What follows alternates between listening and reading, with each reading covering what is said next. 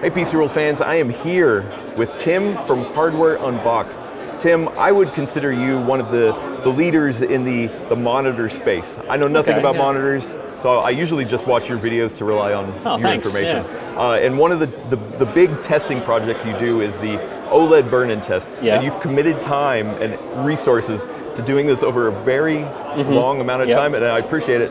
But I have so many questions. Sure. Like every time I watch one of your videos, I'm like, man, I hope I can get a chance to talk with them. So thank you for chatting with me. Yeah, no worries. My first big question from a high level, do you think OLED burn-in is an actual problem? Is it a real problem?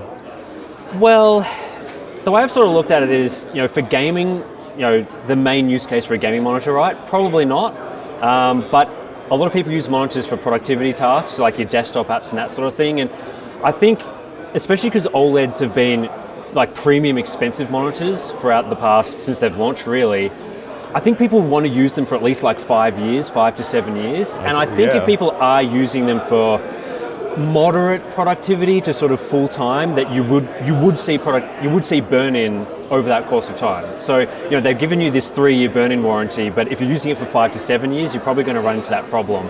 But it really depends on like your use case, like how much you're doing those productivity tasks. So yeah, for someone like me that's been using it full time just for that, definitely it is going to be an issue. But then lowering levels depending on 50-50 gaming productivity, maybe not so much, but then full gaming, I think they're pretty safe for that. And usually one of the major pain points is like a taskbar, right? Like especially when you're doing productivity stuff. Like gaming, it goes full screen. Productivity, we usually don't use full screen. I mean, maybe some people do, but I don't. So like most of the area space is being moved around anyway. But that taskbar, would you recommend people who have an OLED monitor to like maybe auto hide the taskbar or do something like that? Like that's better, but it's also annoying. So it's kind of like, do you want to have your screen like look pristine forever? In which case, then yes, you probably should be minimizing the taskbar. But then, because the applications they go all the way to the bottom of the screen when you minimize it, then you move your mouse to the bottom, it starts to pop up again, and then it reshuffles everything. It's pretty annoying. I don't find it's a great solution for that. I think what we're seeing so far in the burn-in test, as far as the taskbar is concerned, is it's just really the shape of the taskbar. Like we're not starting to see, at least my testing so far hasn't started to see the icons, locations burn in, or the time in the corner start to burn in specifically. I think those would be pretty obvious in like a full screen app. Like if you suddenly went into full screen and then you saw like a Chrome icon that's like burnt in down the bottom, that's pretty bad. But because it's like a long bar, and especially in productivity, you're often just seeing that bar all of the time because it's always on there. It kind of is hidden in some respects. So it depends on how you're using your monitor from that sense. But I think it's not too much of an issue. I think if we started to see, those icons starting to burn in or really obvious things like that, it would be worse. But it would also depend on things like, are you using a light or dark taskbar? I think, and are you using light and dark taskbar relative to light and dark mode for your applications? Because it's all about the difference in the level of wear. So if you see white for most of your applications but a dark taskbar, the white will start to burn in but the dark taskbar won't, and the vice versa for the opposite case. Weird. So you're just trying to if you try and keep it consistent, you probably won't see as much burn in.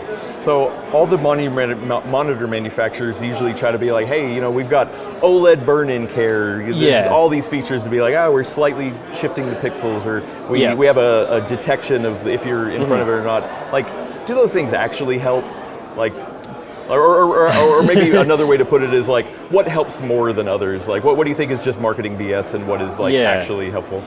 Well, to start, I'm not an engineer, so I don't fully know what all the features do and what they're sort of targeting. I mean, pixel shift is going to potentially help for pixel level details. So things like, we were talking about the time in the taskbar, for example. I think pixel shift would prevent you from getting like digits specifically burnt in, because it shifted slightly. It's going to be more of like a blurred burn in, I would guess. Is that better or worse? I don't not sure. I guess the main thing that all these features are trying to do is just lower the brightness as much as they possibly can in as many situations as they can. So you've got things like your static screen detection. So that just says, well, nothing's changed on the screen for a while, so we'll just lower the brightness slowly over time. That is definitely going to help, but the level to which they do that can get increasingly annoying depending on how because you don't want the brightness constantly ramping up and down, right? So they're trying to manage those various different things. So we've seen that. We've seen a lot of these companies implement like sensors or other modes that sort of detect whether you're actually there looking at the screen. And so I guess the idea is, if you're not physically looking at the monitor, maybe we'll just dim the brightness as much as possible. Which I'm okay with. I don't know about you, but yeah. Yeah, it seems to work pretty well. Like, I think the main thing I don't like is if I'm actively using tasks, like if I'm writing in like Microsoft Word, for example, sometimes entering characters isn't enough to keep the monitor from dimming. So you can sort of start typing a little bit, and it'll be like, oh, this is a static image, even though it's actually changing by a very small amount. That's interesting. So that can get annoying. And then they've introduced, I guess, more advanced things with the latest versions that try and detect the taskbar and sort of dim just that area of the screen, or just dim around the edges. It depends on what you want your screen to look like. Like, if you hate a vignette effect around the edges, the edge dimming is going to be bad. So, it's a bit of a... They've added more and more of these features over time. I quite like the MSI monitors. We're actually at the MSI booth here because they allow you to adjust the level of those things. So you can sort of go, I only want my screen to start dimming after 2 minutes or 3 minutes. So you can set that. Asus allows you to turn off and on a lot of the features. So you can just go static screen detection, don't want that. But then you get a monitor like Dell and they just enable everything by default. You've really got no choice there. So you can actually get a lot out of looking at the OLED care features that each monitor offers you and thinking, oh, I don't really want to use that feature, so I should probably buy the monitor that allows me to change it. That makes sense. So last year I got my first OLED monitor. Nice. It was the new Asus one. They sent it, I didn't buy it. And one of the first things that I noticed was that repeated pop-up to be like, oh hey, do you want to refresh the pixels every once in a while? And supposedly, I haven't tried the other ones, but the Asus one was like the most aggressive out of the bat. I can't remember how many hours it is, but like most of the time, to tell you the truth, I'm like, I don't want to do this right now. So I'd be like, I'll do it later kind of thing. Like, but in the back of my mind, I'm always like, but am I delaying an inevitable kind of thing? Like, I don't know. Do you ever skip past that kind of stuff? Every time. Like, part of the OLED burn-in test was trying to use it in a realistic use case, and so having the pop up every 4 hours. I think when those monitors launched, the default was 4 hours. I think they've changed it since then because it's so annoying. But that requires you to like flash the firmware, right? That's right. And I'm like, I don't. I think out of the box now they've changed it to maybe 16 hours, which is quite a lot longer, which is better. But yeah, certainly I don't like the pop-ups. They're very annoying. I just think it all should be happening in the background. So as soon as you turn off the monitor, then it can do it. But having the pop-up is pretty annoying, so yeah. Because that was the weird thing. I was like, okay, I'm going to try to time it for when I'm not using it. So then I would shut down the computer, but then at least on the Asus one, you can't trigger it. And I'm like, wait, the computer needs to be on to trigger it? I guess I don't understand that. I think it's supposed to happen automatically when the monitor goes to sleep, but there's been firmware issues across many monitors that I've seen where that either doesn't happen or doesn't happen when it should. I know you can trigger it manually as well, if you want to, but... Well, so that's the other thing. I was like, okay, you know what? I'm getting up to make a sandwich anyway. I'm going to go ahead and trigger it. The problem I've had, at least on the Asus one, is that it doesn't reset their timer. Doesn't it? No, it doesn't. Yeah, so I'll be like, you know what? I'm going to get some lunch. Hit the timer, and then like an hour later, the pop-up, like the timer will reset for their internal thing, and be like, oh, do you want to do this? And I'm like, no, I actually just barely did this an hour ago. So that's pretty annoying. I don't know. Like, do you think there's something else that would be maybe more helpful or more user friendly, like a feature that, like, you would love to see implemented but nobody's doing? I don't know. Yeah, I'm not sure. I guess, like, with the panel protection features, like I said, I think it should all just be hidden away. Like, apparently it is required, so they recommend, as I said in that burning videos, to do it every 4 hours. That is what the panel manufacturers are recommending, but I'm guessing from their sense it's more like, we don't want our panels burning in, so we're going to recommend the OEMs implement that as a 4-hour cycle, then they've changed it all.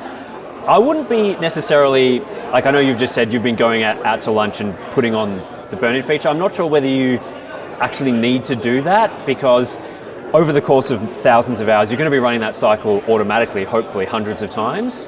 So potentially, maybe you'll get slightly better results from doing that.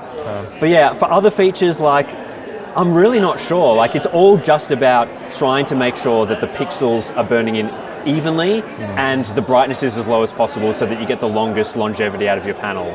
For sure. So it's hard because as soon as you start doing that, you're also starting to compromise the experience for people. So I've really liked the proximity sensor feature. I don't know how much more they could do for that because that just turns off the screen as soon as you leave. So that's pretty much as good as you can get there, right? Yeah, it's not showing you anything when you're not looking at it. Yeah. Sounds pretty good to me. Right. Yeah. So yeah, I'm really not sure, but it sounds like each generation of these panels, they're doing more and more in terms of trying to optimize these sorts of things, trying to make the user experience better. So I'm just hoping that eventually it's kind of more seamless, and especially as they get more data in about how these panels actually are burning in real life use cases, they can start dialing back some of those features as well to sort of go, well, we're not seeing burn in 80% of panels after 3 years, so maybe we don't need to run the pop-ups every 4 hours, we can start to dial it back a bit.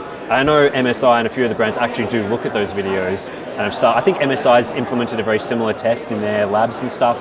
So that's going to give them some pretty good data, I would hope. Yeah, because one of the things you touch on in your video is the fact that by nature of this long-term thing, you're using a panel that's a couple years older. Yeah. And the technology is definitely like implemented better. Like, do you think it still applies for OLED monitors today? Like what you're doing? Yeah, it's hard to say because there's first of all there's QD OLED and WOLED, which both are have different emissive layers and things like that, which could theoretically burn in at different rates. So the test is going to be most applicable to that generation of QD OLED monitors. I know with like the latest generations, they do improve the emissive layers and they claim better efficiency for them, which means that at a certain brightness level, they're supposed to last longer. That's what at least like Samsung Display and LG Display claim. Whether or not that's true is another question, but they are improving it, and that's what drives a lot of those brightness improvements. So when you see a monitor go from like 1,000 to 1,300 nits, like the latest versions, that's because supposedly the emissive layers are more efficient, which means that hopefully at the same brightness level, they'll last for longer. So potentially the newer panels would be better, but that's something that we'd have to implement with like a whole new test. And then WOLED's entirely different in how it works. So I'd hope that it's largely representative, but I'm not 100% sure because I don't have the space to set up all these different monitor models over the years. Yeah. The fact that you're doing one though is like, that's awesome. So it's understandable, but it's also, I think, important you're shedding light on it in a way that, I'm sure the monitor manufacturers are doing their own testing, but to have independently verified testing is important.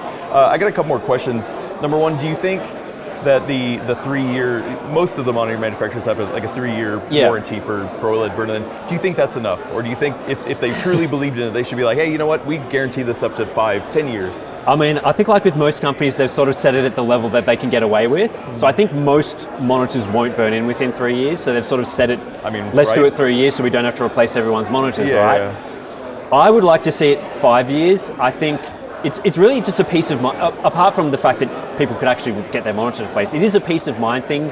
A lot of people are very concerned about burn-in, and so if the monitor manufacturers are confident that it will last for 5 years, then they can say it will last for 5 years in the warranty, and then people will go, well, I don't have to worry about this as much. So that's one point, but then the other point is, I think you probably would start to see burn-in in that between 3 to 5 year time frame, in which case monitor manufacturers probably don't want to offer that burn-in, but I think they should, because I think the high-end monitor should be lasting, as I said, at least 5 years. Like if you're spending $1,000 US, like a lot of the monitors are costing at least that much for the 4K versions, and the 4K versions are the productivity-focused ones, right? More likely to burn in. Right. Yeah, because they're always like, oh yeah, that's fine text detail. Yeah, exactly. So I think from that standpoint, if you're spending that much, it should be lasting for 5 years. They really should be offering that sort of level of burn-in warranty. So, yeah, unfortunately they're not at the moment, but I guess it is kind of dictated by the panel manufacturers and what they're telling the OEMs that they should last. So if they're improving their tech and they go, now we're expecting this to last 5 years, then that's when I think we'll see the warranty increase. Maybe that could be telling. Yeah. Okay. My last question is, does all this matter? Because like, is OLED the future? Is OLED, like, it's kind of, it's the hot thing right now, but there's other people being like, oh no, mini LED, that's definitely going to be the future. Like, do you think OLED actually is like? Yeah, I think for gaming specifically, yes. Like I think for TVs it's a little different because TVs is largely just video content. So motion is sort of important for video, but for gaming it's really important. And obviously OLED is significantly better than LCDs for that. For like your HDR stuff, you can get pretty good mini LED results, like HDR image quality. So that is good, but OLED is still, I would say, sort of in the top position. So does it matter? Yes, because I would expect a lot of people would be moving to OLEDs, and we're starting to see quite affordable ones. Like during Black Friday in the US, there were 1440p, like 240 hertz models for like $400 US. So that's like your mid-range in the market now. So at those prices, you'd see a lot more people moving towards those panels, like upgrading from an older LCD to an OLED, and so they're going to start experiencing or running into this burn-in problem. So from that sense, yeah, I think we'll see prices come down a lot for all these panel formats. So most people are probably moving to OLED, in which case, yeah, they're probably going to have to start paying attention to this. But don't rule out mini LED. It's still a great technology for some use cases, and we're seeing all these new dual mode ones, higher resolution models. So, yeah. Okay, sorry. Actually, one more question that I got for you is that if you had more than 24 hours in the day and you didn't have to do all this other stuff and you could just focus on this burn-in testing, like what do you wish you could do? Yeah, I wish I could set up like 5 or 6 monitors and sort of get them all running the exact same thing all the time, all throughout the day. That'd be pretty difficult because I don't have the space, and suddenly it's really bright in my office where I also film videos, which isn't ideal for having all those monitors run. So yeah, being able to test all the different panel technologies would be good. I think though, as far as like the actual testing I'm doing on that monitor, it's really just designed to be how I'm using it. So if I had more time, maybe I'd be doing more work, which is maybe not a great thing. But yeah, I mean, I just want to keep it exactly how I'm using it, not making too many changes, and just keeping with the whole using it as I was when I was using an LCD, now just on an OLED, and just keep doing it like that for as long as I can. So it's almost up to 2 years now, so you'll see the 2-year update in like a few months from now, I think. Okay, well, yeah. I'll be out on the watch for it. Obviously, you're probably already subscribed to Hardware Unboxed. If not, go look at that testing. No worries. Thanks for chatting with me. Yeah, I really good. appreciate it, Tim. Continue up the good work. We got more CES coverage coming up, so we'll catch you in the next one. See you later. All right, thanks.